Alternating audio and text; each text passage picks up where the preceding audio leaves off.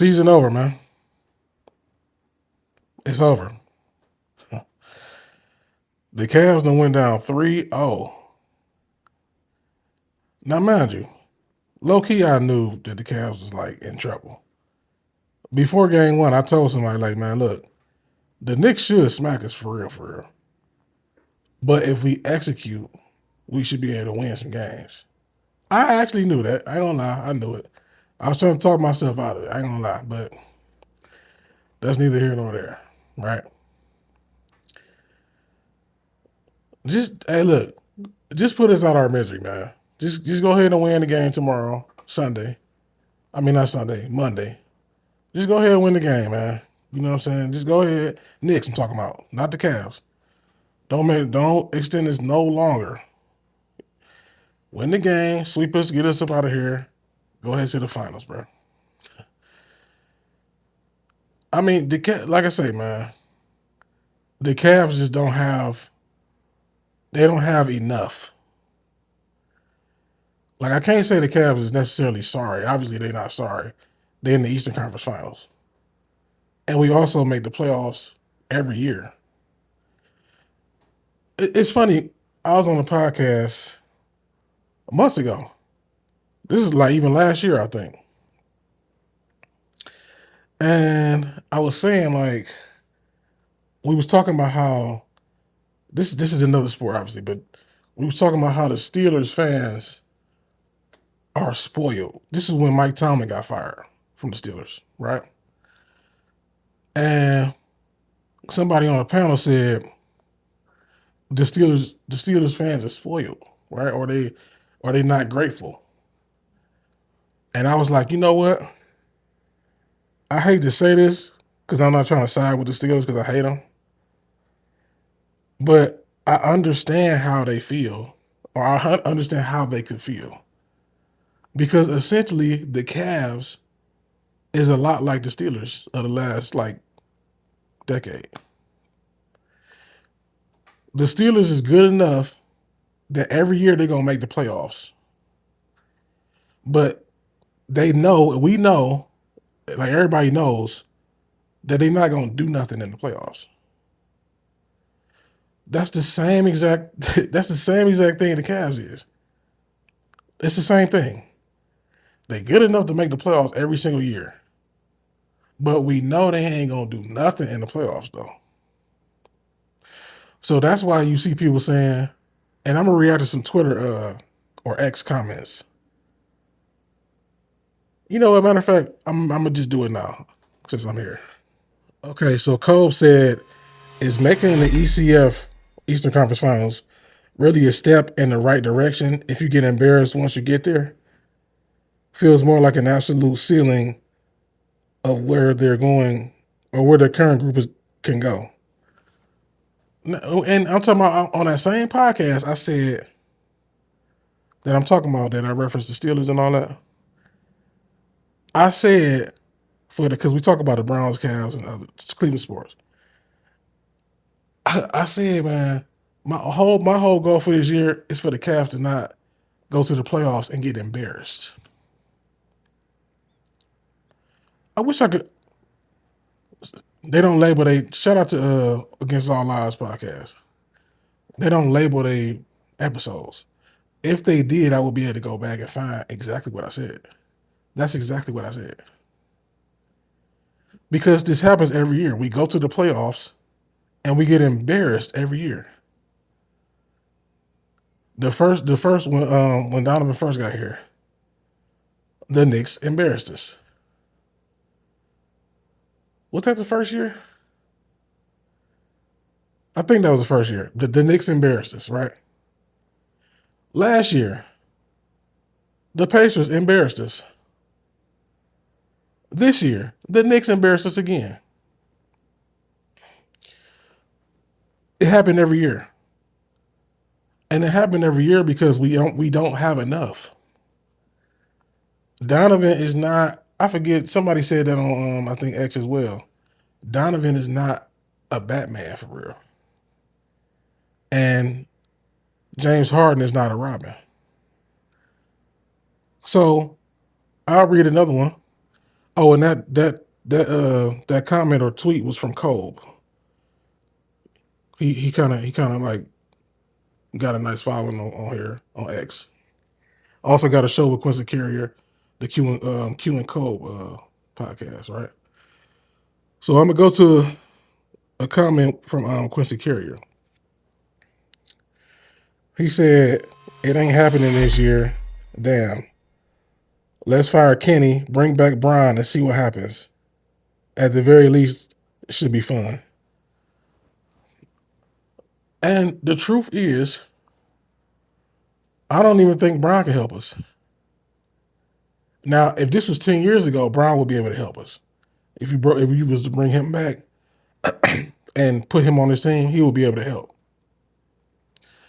But bringing a 42-year-old Brian back, he'll give you 25 points a game, which would be an upgrade, honestly, because I don't like Dean Wade.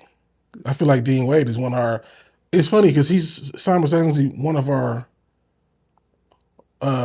biggest contributors as far as defense, but he gives you nothing on offense. So to me, he shouldn't. He's as good as having I forget dude's name. The guy we traded to the Bulls last year.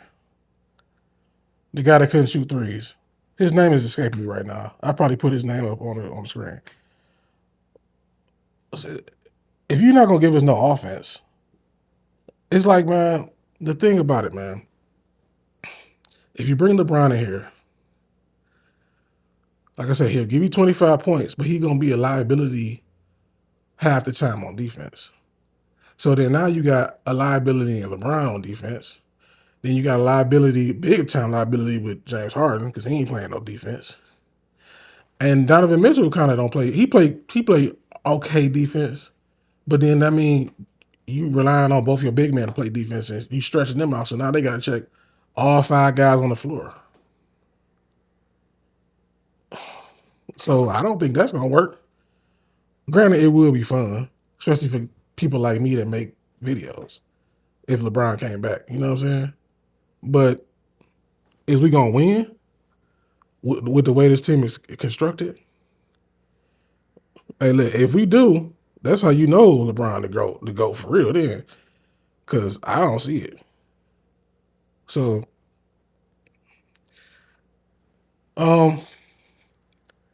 and like I was saying earlier, the cat. Listen, bro. Matter of fact, G. Bush said, if they get smoked tonight, I'm not watching Game 4. I'll spend my time doing something productive because this dog crap they're putting out is embarrassing. There's absolutely no fight or even showing your fans that you really care or want it. That's what they ain't got no fight in them. The Knicks came out in this game and act like they was down 0-2.